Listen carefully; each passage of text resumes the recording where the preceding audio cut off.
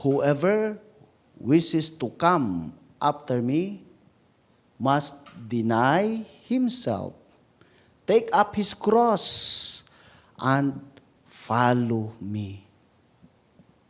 And that is the requirements of being a Christian. Deny himself, take up the cross, and follow Jesus in life.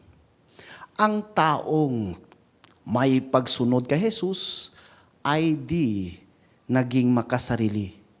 Bagkus siya ay nagbibigay ng kanyang sarili sa Diyos at kapwa. Katulad ni San Juan Bautista na di nagiging makasarili. Sa sinabi ni San Juan Bautista in 1 John chapter 3 verse 30, I must decrease and He must increase. Iniisip niya di ang kanyang sarili, kundi ang kalooban ng Diyos at pangangailangan ng iba. Kaya nga, bilang isang Kristiyano, di lang sa pangalan nakabase, kundi sa pagsasabuhay sa turo ni Jesus sa ating buhay. Mahirap itong gawin kapag sarili ang nauuna. Ngunit kaya itong gawin sa mga taong may pananampalataya at may pagmamahal kay Jesus sa salita at sa gawa. Dahil ang taong di makasarili ay nagbibigay na walang anumang kapalit sa Diyos at kapwa. Brothers and sisters, huwag matakot magbigay sa sarili sa Diyos. Huwag matakot magbigay sa sarili sa Diyos. Ang taong walang takot magbigay ng kanyang sarili sa Diyos ay may biyayang lubos galing sa Diyos. Ang taong walang takot magbigay ng kanyang sarili sa Diyos ay may biyayang lubos galing sa Diyos.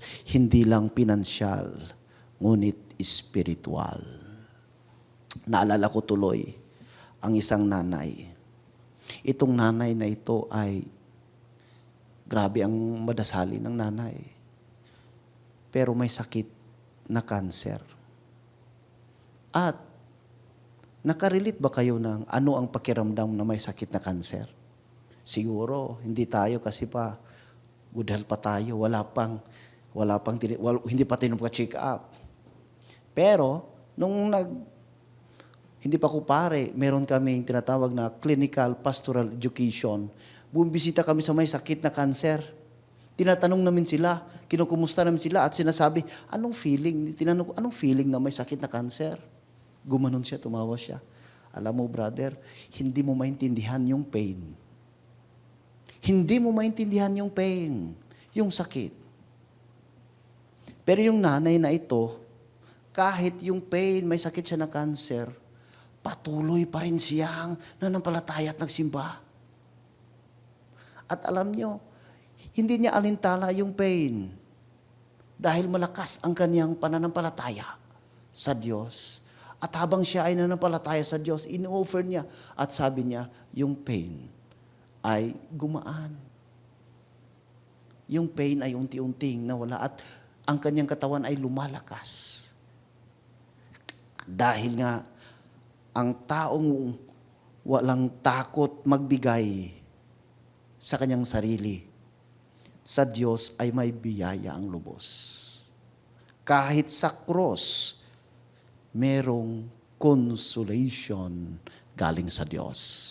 Kung merong pananampalataya ang isang tao, wala siyang takot magbigay sa kanyang sarili. At ito ay konektado sa celebration ngayon. Ngayon po ay optional memorial of Saint Sixtus and Companions and Saint Cajetan Pari. Ito sila ay nagbigay sa kanilang mga sarili. Walang takot ialay ang kanilang sarili kahit mamatay pa. Hindi sila takot mamatay. Dahil doon sa pag-asa, dahil doon sa pagmamahal at pananampalataya sa Diyos, hindi sila nagiging makasarili. I quote yung sinabi ni Saint Cajetan, sabi niya, "My desire is not my way, but your way." My desire is not my way, but your way. Kababaang loob na nagbibigay sa kanyang sarili sa Diyos na walang takot. At ano ang epekto nito kapag isang tao ay ginawa niya, ang isang Kristiyano ay ginawa niya ang mga requirements ni Jesus na denying, dying of the self, hindi nagiging makasarili at sumunod sa Kanya. Ang epekto nito, una, alive with the life of God. Alive with the life of God, na kung saan, kahit sa mga problema, makakanta pa rin, alive, alive, alive forevermore. My Jesus is alive. Yes po. Pangalawa, ang epekto nito, heirs of the kingdom. Tagapagmana sa kanyang kaharian. Kung meron tayong kaharian dito sa lupa, meron kang bahay, meron kang lupa dito, pinakamayaman ka, ditak na yan, kunti lang yan. Kumpara sa kaharian ng Diyos. Ibig sabihin, itong mga bagay na ito ay patikim lamang natin sa biyaya ng Diyos. At ang totoong kaharian ay sa taas. Kaya nga sabi ni Jesus sa Ebanghelyo, what profit would there be one to gain the whole world and forfeit his life? Na una siya sa mga bagay. Una ang Diyos. Minsan kasi nakapokus sa mga material things. Nakapokus sa kingdom dito sa lupa. Hindi alintana na ito ay temporary. At yung totoong kaharian ay sa Diyos. Kaya nga, kapag tayo ay sumunod sa kanyang kalooban, tayo mamatay sa ating pagiging makasarili, we become an heir, tagapagmana sa kanyang kaharian. At pangatlo, we are part of the Holy Family. Kung tayo ay mamatay sa ating pagiging makasarili, we are being part of the Holy Family, the family of Jesus, Mary, and Joseph. My dear brothers and sisters in Christ, ang challenge sa atin ngayon bilang isang Kristiyano is that the question of what is my priority in life? What is my priority in life? Pagmamahal kay Jesus o pagmamahal sa sarili? Pagmamahal sa sarili at mundo. Sabi sa Ebanghelyo, what a profit a man who may gain the whole world but loses his life. Jesus challenged us to stand with Him.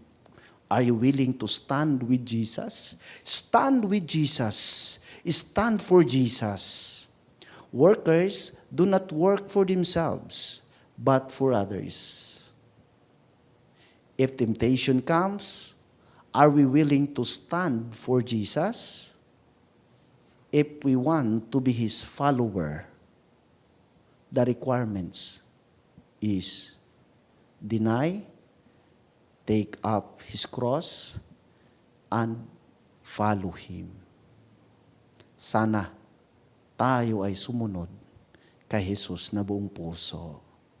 It is because this life is only for the glory of God alone. Amen.